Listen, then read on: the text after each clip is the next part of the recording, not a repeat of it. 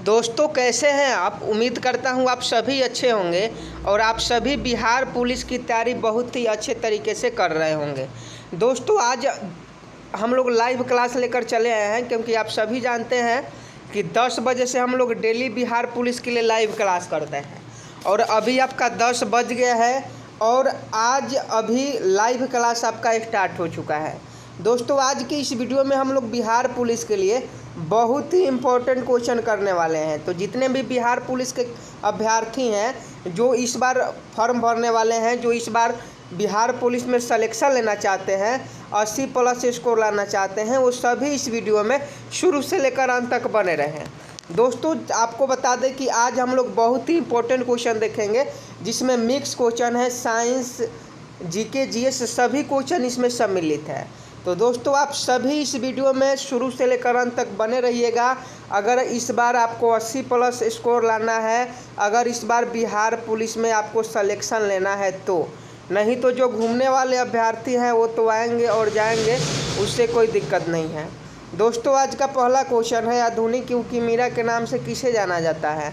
सभी लोग फटाफट सही आंसर कमेंट बॉक्स में कमेंट कर देंगे कि आधुनिक युग की मीरा के नाम से किसे जाना जाता है। 4 ऑप्शन है आपके सामने, जो भी आंसर सही होगा जल्दी से आप लोग कमेंट बॉक्स में कमेंट कर दें। तो एक का अगर आप ऑप्शन बी बता रहे हैं महादेवी वर्मा, तो बिल्कुल सही आंसर है। महादेवी वर्मा के एग्ज़ाम में क्वेश्चन पूछा जाता है महादेवी वर्मा से, तो याद रखिएगा आधुनिक युग की अगर मीरा पूछा जाए कि आधुनिक युग की मीरा किसे कहा जाता है तो महादेवी वर्मा को कहा जाता है। Option B will be right answer. Next question देख लीजिए, बजट को किस सूची में रखा गया है। जल्दी से आप लोग कमेंट बॉक्स में कमेंट करेंगे। देखिए सभी क्वेश्चन बहुत ही इंपॉर्टेंट है, तो सभी लोग एक बार शेयर कर दें, लाइव सेशन को शेयर कर दें ताकि सभी लोग हमारे साथ जुड़ जाएं। और 2 नंबर का सही आंसर बताएं कि बजट को किस सूची में रखा गया है। 4 ऑप्शन है आपके पास, जल्दी से फटाफट सही आंसर कमेंट बॉक्स में छाप दीजिए। 2 का अगर आप ऑप्शन सी बता रहे हैं समवर्ती सूची, तो आपका बिल्कुल सही आंसर है, बजट को समवर्ती सूची में रखा गया है। राज्य सूची नहीं होगा, राज्य सूची इसका गलत आंसर है और संघ सूची भी इसका सही आंसर नहीं है। इसका जो सही आंसर हो जाएगा समवर्ती सूची हो जाएगा। 1 नंबर का क्वेश्चन है दोस्तों, बजट को किस सूची में रखा गया है, समवर्ती सूची में रखा गया है। अगला प्रश्न 3 नंबर देख लीजिए, राष्ट्रीय ध्वज के प्रारूप को संविधान सभा के द्वारा कब अपनाया गया। राष्ट्रीय ध्वज के प्रारूप को संविधान सभा के द्वारा कब अपनाया गया, तो इसका सही आंसर आप लोग जल्दी से कमेंट बॉक्स में कमेंट कर दें। हर प्रश्न के लिए आपके पास 5 सेकंड का समय मिलेगा, तो कोशिश कीजिए कि 5 सेकंड के अंदर आप सही आंसर कमेंट कर दें। 3 का ऑप्शन बी 22 जुलाई 1947 बिल्कुल आपका सही आंसर हो जाएगा। राष्ट्रीय ध्वज के प्रारूप को संविधान सभा के 22 जुलाई 1947 के द्वारा अपनाया गया।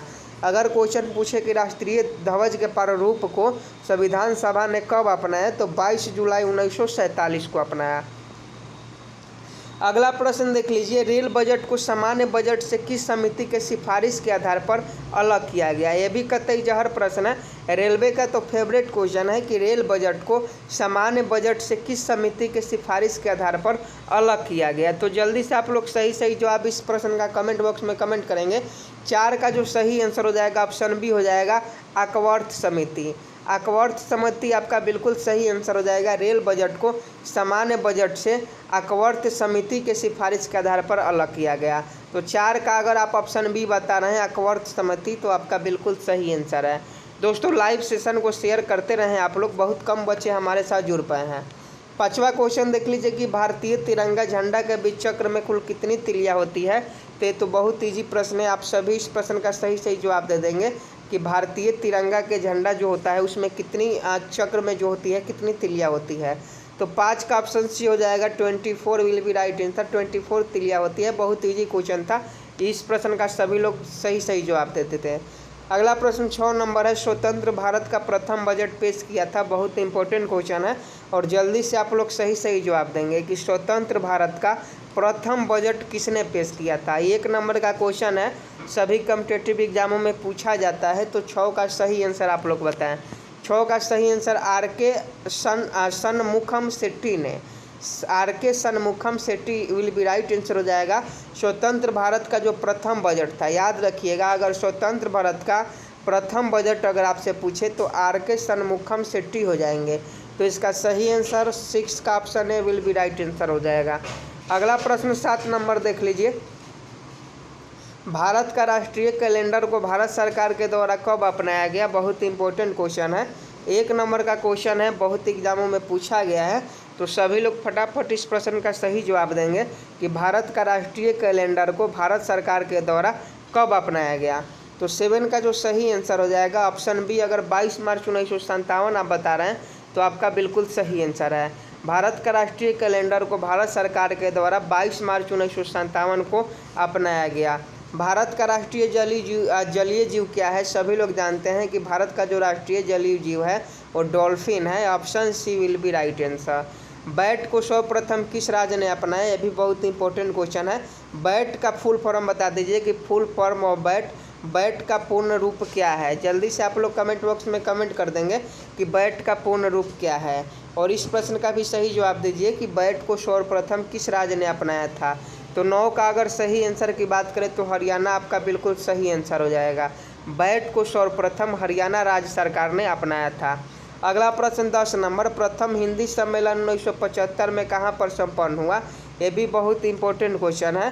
प्रथम हिंदी सम्मेलन 1975 में कहाँ पर संपन्न हुआ? तो अगर 10 की हम सही आंसर की बात करें तो ऑप्शन डी हो जाएगा नागपुर। प्रथम हिंदी सम्मेलन 1975 में जो था वो नागपुर में संपन्न हुआ था। सेन वैट का संबंध किससे है? 11 का सही जवाब दीजिए। सेन वैट का संबंध किससे है? ये शायद क्वेश्चन आप लोग नहीं जानते होंगे, फर्स्ट बार बहुत सारे बच्चे इस क्वेश्चन को देख रहे होंगे, लेकिन बहुत इंपॉर्टेंट है। अगर सेनवेट का संबंध आपसे पूछे तो इसका सही आंसर उत्पाद शुल्क से हो जाएगा। उत्पाद शुल्क से सेनवेट का संबंध है। सेनवेट जो होता है एक प्रकार का शुल्क है जो उत्पाद पर लगता है। अगला प्रश्न देख लीजिए। विश्व की सबसे प्राचीन लिखित भाषा किसको माना जाता है? बहुत इंपॉर्टेंट क्वेश्चन है। विश्व की सबसे प्राचीन लिखित भाषा किसको माना जाता है? तो 12 का अगर आप से आंसर पूछे तो जल्दी से कमेंट बॉक्स में छाप दीजिए। Option D. जितने लोग भी सुमेरियन बता रहे हैं, ग्रीक नहीं होगा दोस्तों, ग्रीक बिल्कुल गलत आंसर है। 12 का सुमेरियन अगर आप बता रहे हैं तो आपका बिल्कुल सही आंसर है। विश्व की सबसे प्राचीन लिखित भाषा जो थी वह सुमेरियन थी। ऑप्शन डी इस प्रश्न का आपका बिल्कुल सही आंसर हो जाएगा। अगला प्रश्न देख लीजिए। भारतीय संविधान के 8वीं अनुसूची में कितनी भाषाओं को सम्मिलित किया गया है? ये भी बहुत बार क्वेश्चन पूछा गया है। बिहार पुलिस में 8415 हो, 11880 हो, दोनों एग्जामों में क्वेश्चन पूछा गया था कि भारतीय संविधान के 8वीं अनुसूची में कितनी भाषाओं को सम्मिलित किया गया है। तो देखिए 13 का जो सही आंसर हो जाएगा ऑप्शन डी हो जाएगा 22 भाषाओं को। भारतीय संविधान के 8वीं अनुसूची में 22 भाषाओं को मान्यता प्राप्त है। 13 का ऑप्शन डी आपका बिल्कुल सही आंसर हो जाएगा। देखिए अभी तक आप वीडियो को शेयर नहीं किए हैं तो लाइव क्लास को ज़रूर शेयर कर दें ताकि सभी बच्चे हमारे साथ जुड़ जाएं। आज का क्लास बहुत ही इंपॉर्टेंट है क्योंकि बहुत ही ज़्यादा हम लोग इम्पोर्टेंट क्वेश्चन कर रहे हैं। तो सभी लोग एक बार वीडियो को शेयर कर देंगे और जो लोग अभी तक लाइक नहीं किए हैं सभी लोग लाइक कर देंगे। लाइक करने में कंजूसी नहीं करना है, सभी लोग लाइक कर देंगे। और दोस्तों आप पहली बार हमारे चैनल पर आए हैं, अगर आप पहली बार क्लास देख रहे हैं तो सभी क्लास देख लीजिएगा। लगभग यह 59वां प्रैक्टिस सेट है। इसके पहले हम लोगों ने 58 तक का प्रैक्टिस सेट कर लिया है, यह आपका 59वां प्रैक्टिस सेट है। और दोस्तों अभी आप चैनल को सब्सक्राइब नहीं किए हैं तो फटाफट नीचे जाइए और चैनल को सब्सक्राइब कर लीजिए क्योंकि डेली लाइव क्लास आपको 10 बजे मिल जाता है। अगर आप चैनल को सब्सक्राइब नहीं करते हैं तो आपके पास नोटिस नहीं जाएगा कि क्लास कब से हो रहा है, तो फिर आपका क्लास छूट जाएगा। तो सभी लोग चैनल को सब्सक्राइब कर बेल आइकन को प्रेस जरूर कर लेंगे। 14 नंबर क्वेश्चन देख लीजिए। सत्यमेव जयते कहाँ से लिया गया है? तो 14 का ऑप्शन सी हो जाएगा मुंडकोपनिषद से। सत्यमेव जयते जो है मुंडकोपनिषद से लिया गया है। एसएससी, रेलवे, बिहार पुलिस सभी कॉम्पिटिटिव एग्जामों में ये क्वेश्चन पूछा जाता है। अगर आप इस क्वेश्चन को याद करते हैं तो 1 नंबर आपका पक्का है। भारत में सर्वाधिक बोली जाने वाली भाषा कौन सी है? बहुत इंपॉर्टेंट है। तो सभी लोग जानते हैं कि भारत में सबसे ज़्यादा हिंदी भाषा बोली जाती है। Option C Hindi will be right answer. आधुनिक युग का तुलसी किसे कहा जाता है? बहुत इंपॉर्टेंट क्वेश्चन है 16 का कि आधुनिक युग का तुलसी किसे कहा जाता है। तो 16 का सही जवाब दीजिएगा कि 16 का आधुनिक युग का तुलसी किसे कहा जाता है। अभी हम लोगों ने कुछ दिन पहले देखा है, कुछ दिन पहले क्या इसी प्रैक्टिस सेट में देखा है कि आधुनिक युग का मीरा किसे कहा जाता है। आधुनिक युग का मीरा महादेवी वर्मा को कहा जाता है। लेकिन अगर आपके एग्जाम में क्वेश्चन पूछे कि आधुनिक युग का तुलसी किसे कहा जाता है, तो 16 का जो सही आंसर हो जाएगा, 16 का ऑप्शन भी हो जाएगा मैथिली शरण गुप्त को। मैथिली शरण गुप्त को आधुनिक युग का तुलसी कहा जाता है। तो दोनों क्वेश्चन इंपॉर्टेंट है, आधुनिक युग का मीरा और आधुनिक युग का तुलसी। अगर दोनों में से दोनों क्वेश्चन आप याद करते हैं तो एक क्वेश्चन आपके एग्जाम में देखने को मिल ही जाएगा। दोस्तों अगला प्रश्न की बात करें 17 नंबर, तो संस्कृत व्याकरण के जनक किसे माना जाता है। तो संस्कृत व्याकरण के जो जनक हैं वह पाणिनि को माना जाता है। बाणभट्ट किसके रचयिता हैं, जल्दी से आप लोग कमेंट बॉक्स में कमेंट कर देंगे। और संस्कृति जो है व्याकरण के संस्कृत व्याकरण के जनक किसे माना जाता है, तो पाणिनि को माना जाता है। तो ऑप्शन डी, 17 का ऑप्शन डी बिल्कुल आपका सही आंसर हो जाएगा। अगला प्रश्न कादम्बरी बिल्कुल सही आंसर है। बाणभट्ट जो है वो कादम्बरी के लेखक हैं। संसार का सबसे बड़ा महाकाव्य आपसे पूछा जा रहा है कि संसार का सबसे बड़ा महाकाव्य कौन सा है, तो 18 का ऑप्शन डी कौन सा हो जाएगा, महाभारत हो जाएगा। संसार का सबसे बड़ा महाकाव्य जो है महाभारत है। 18 का ऑप्शन डी आपका बिल्कुल सही आंसर हो जाएगा। 19 नंबर क्वेश्चन देख लीजिए कि हिंदी विषय के लिए प्रथम ज्ञानपीठ पुरस्कार किसे प्रदान किया गया।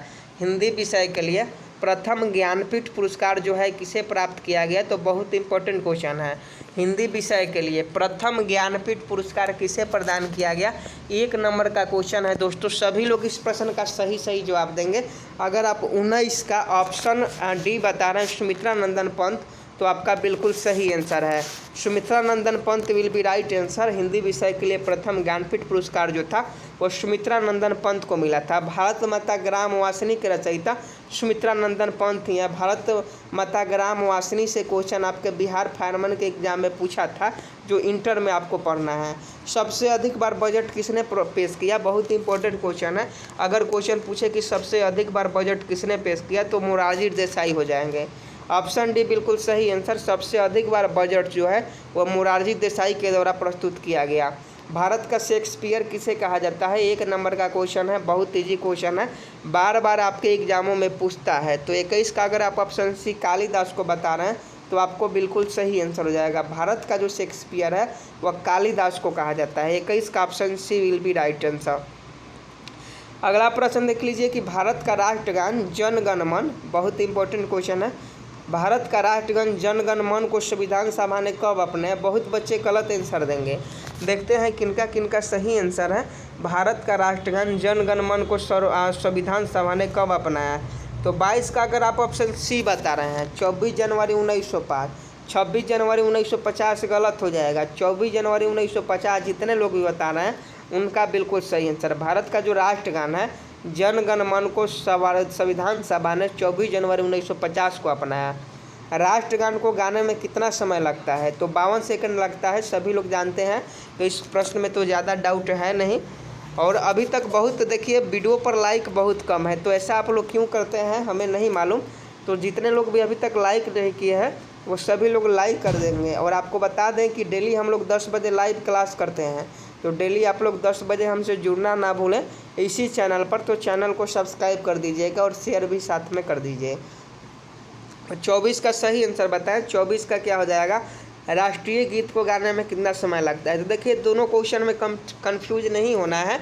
अगर राष्ट्रगान पूछे तो 52 सेकंड हो जाएगा और राष्ट्रीय गीत पूछे तो 65 सेकंड हो जाएगा। राष्ट्रगान जनगण मन होता है, राष्ट्रीय गीत वंदे मातरम होता है, तो याद रखिएगा।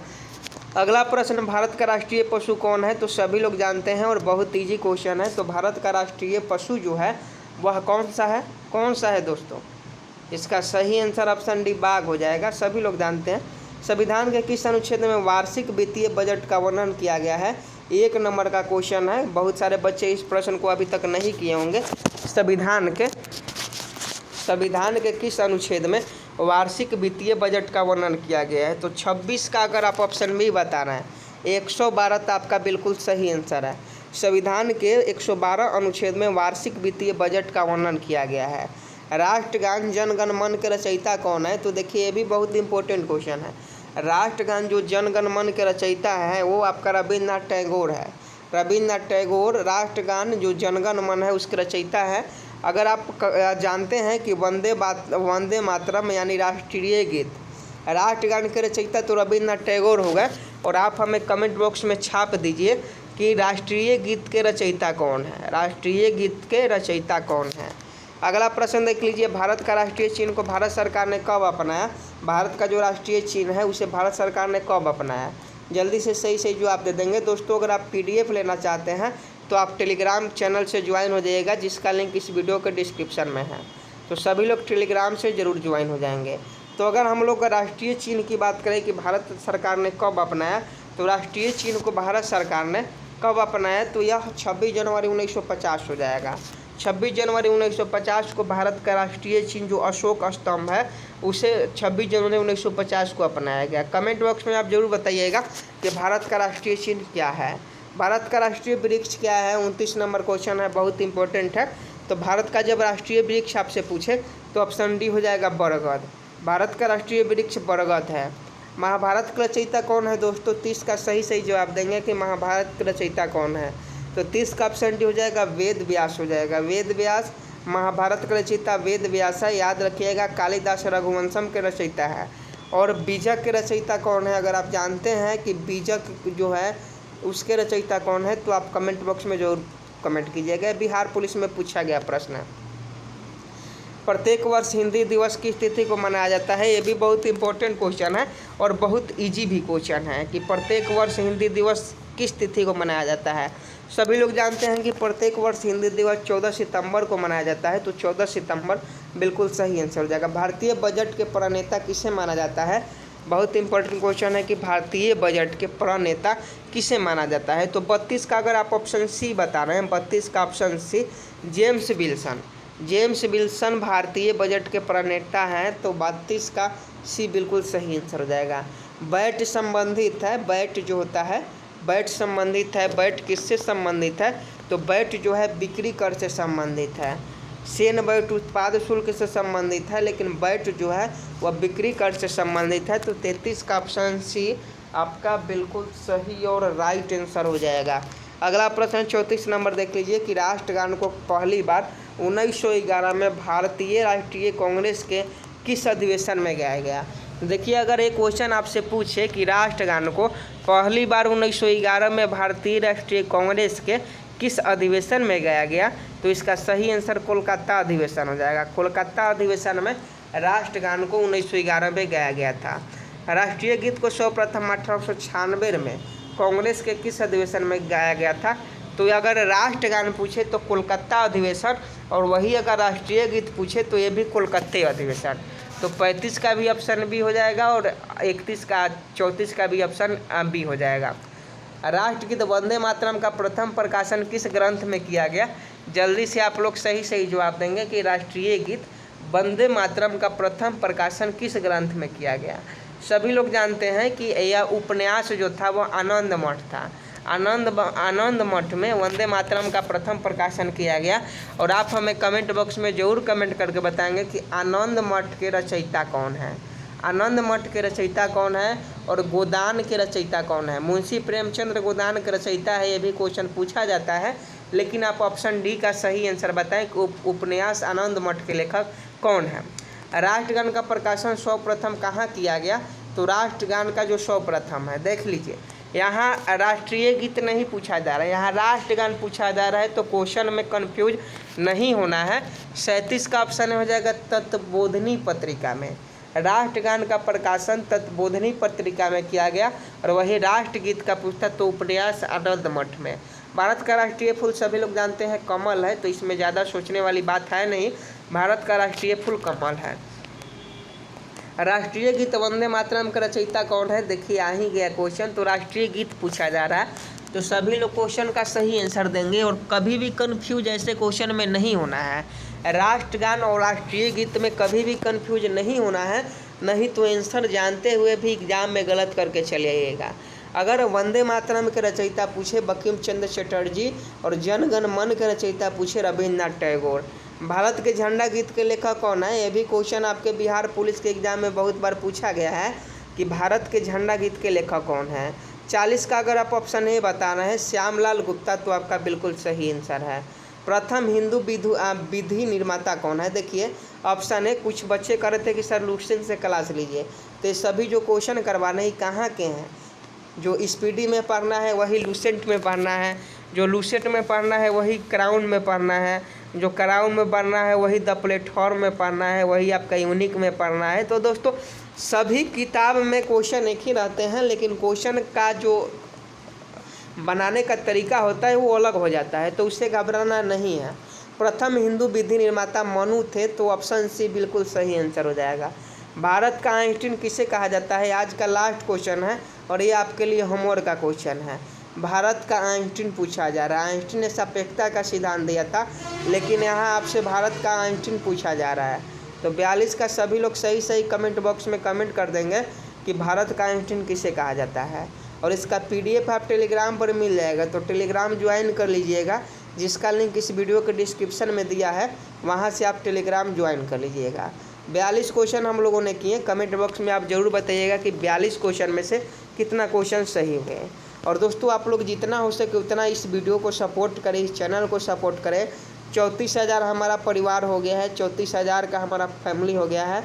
हम चाहते हैं कि जल्द हमारा फैमिली 40,000 का हो, तो आप लोग सपोर्ट कीजिए। सभी लोगों से आप इस चैनल को सब्सक्राइब करवाइए, ताकि हम लोग का एक परिवार जो है वह पूरे बिहार में बहुत ऊंचा स्थान पर जाए, और हम लोग जो है आने वाले दिनों में सभी एग्ज़ामों में अच्छे तरीक़ा से मन लगा के पढ़ें और उसमें सफलता हासिल करें। और दोस्तों जो लोग अभी तक वीडियो को लाइक नहीं किए हैं, वीडियो को लाइक कर दें, और अभी तक चैनल को जो लोग सब्सक्राइब नहीं किए हैं चैनल को सब्सक्राइब कर लेंगे।